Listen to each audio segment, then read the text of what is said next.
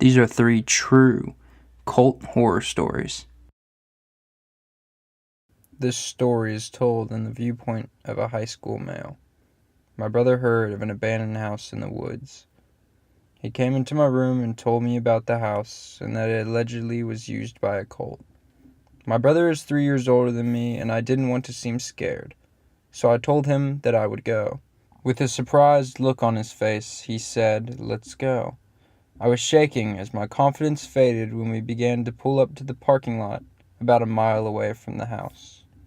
We began walking up the winding and overgrown driveway. The house began to come into view, and the burst of confidence was now completely gone. As we approached the house, everything was so quiet. I could tell my brother was nervous, too. When we got to the door, my brother froze with his hand on the knob. He looked at me, and I shook my head, signaling him to go into the house. He opened it up, and we got hit with it. The smell. It was the worst thing that I have ever smelt. We walked into the house looking for what this smell was coming from. My brother said it was probably a dead animal, but it ended up being much, much worse. As we walked into the basement, we saw it. A star on the ground, etched in red, with a human body in the middle. At the moment, we heard chains rattling, coming from above us. We were trapped in the basement with a dead body. I had no clue what to do when my brother found a tunnel that had been dug into the ground. He signaled me over, and we went into this little dirt tunnel. We walked for a minute until we came up on an exit, which we crawled out and made a run for it. We got back to the car and called the police. Just before the police showed up, we saw a group of hooded people walk across the wooded driveway and disappear into the woods. But just before, one stopped and waved at us. The police showed up. They couldn't find any of these sick people. The body was gone from the house. I don't think anything has come of this yet. I'm just glad there was an escape tunnel in the basement, or my brother and I would probably have met the same fate as that guy on the basement ground. This story is told in the perspective of a high school senior male. I was at the beach on spring break with a couple of my friends. We were walking on the beach until we ran into a group of teenagers that told us about a cult that lived a mile down the beach in some nature preserve.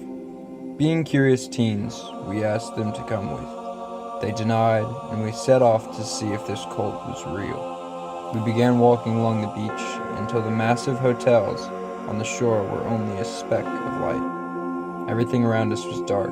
Then it began to rain. We found the area where this supposed cult was. It was a forested area, and then we began our descent into the woods, not knowing if this thing was real or if it was just some beach folklore. We found a wooded path lit by the occasional lantern. The faint sound of laughter could be heard as we approached a massive bonfire. We jumped off the little path as 2 people walked by holding lanterns.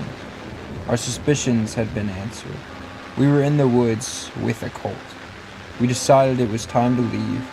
As we turned around, our eyes locked. Both men on the path were staring at me. From the glow of their lantern, you could see slight smiles form on these men's faces. They yelled out to their group. We turned and ran into the woods, deeper and deeper until we ran into a swampy lake.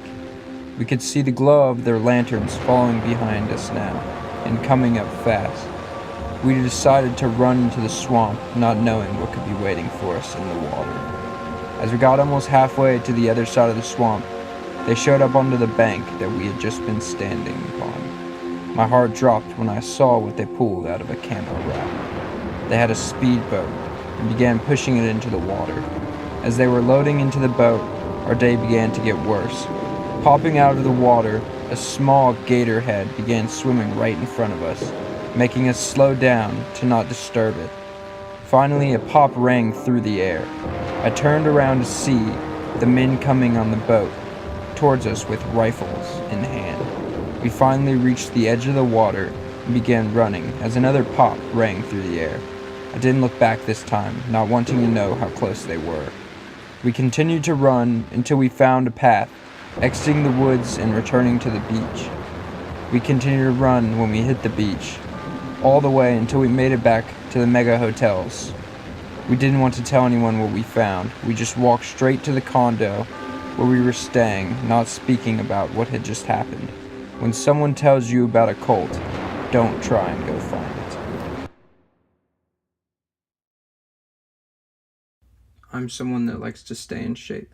So, I was going on a run at a natural forest near my town when the most horrifying thing happened to me. I arrived at the forest and began to get ready for my run. An older man walked by, staring at me with this weird look in his eyes. The best way I could describe it would be, he looked hungry. The older man went into the woods and disappeared from sight. Now's the time I should tell you. I'm a male and 24 years old, extremely fit. I love to work out and better myself. Though I was creeped out, I wasn't scared that this old man could do anything to me, but I was just freaked out. After my stretch, I began my nature run.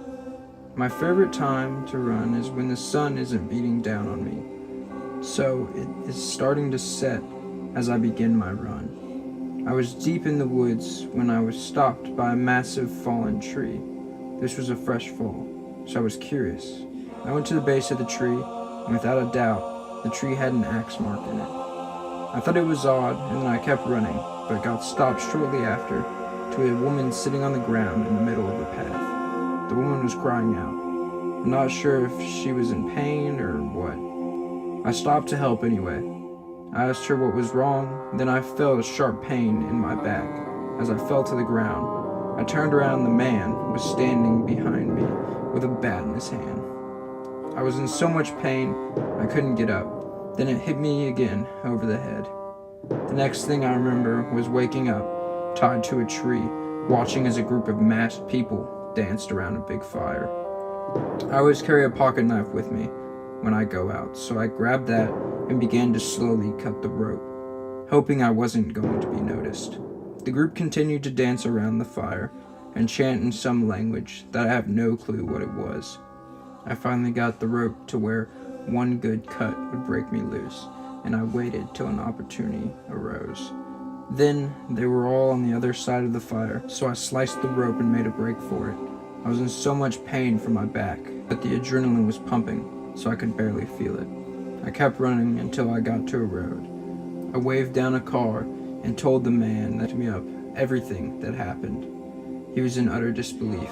We called the police, but nothing came of it.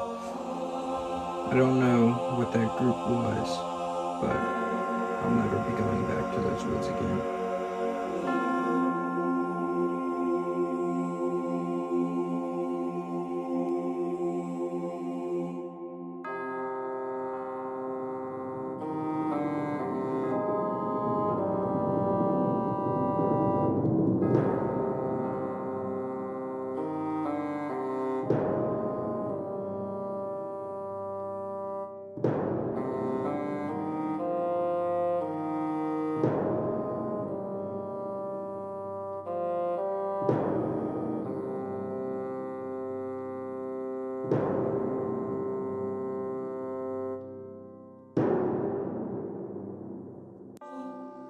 Thanks for watching. Make sure you like and subscribe to the channel if you want to see more scary stories.